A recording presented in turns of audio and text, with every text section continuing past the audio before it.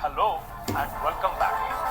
Now that we have seen all the tools of engineering drawing, it's time to understand the drawing techniques.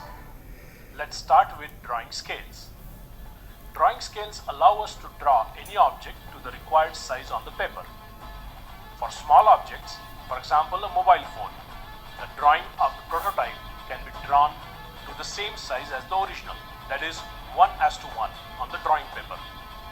Such drawings are known as full-size drawings. However, generally the prototype is either too large, for example the Eiffel Tower, or too small, for example a microscale motor, and we will have to scale down or scale up the dimensions of the prototype in order to represent it on the drawing paper.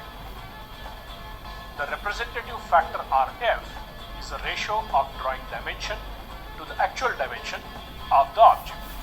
If RF is greater than 1, then the drawing is enlarged, and if it is less than 1, then the drawing is a reduced view of the same object.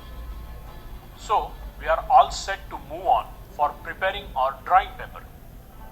We have to put together layout on a paper including margin, border and other entities. The engineering drawings may also contain letters used for dimensioning, writing instructions, notes, titles, labels, etc. The term used for engineering drawing text is lettering. Next element is line.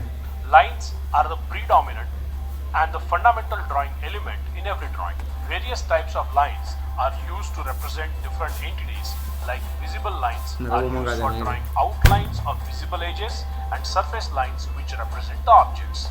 These are drawn in bold, dark and continuous lines. Hidden lines are shown with medium thick lines consisting of short dashes and are used to represent invisible edges and surface boundaries. Center lines are thin lines drawn with alternate long dashes and dots and are used for representing symmetrical objects. Then there are dimension lines, extension lines and cutting plane lines.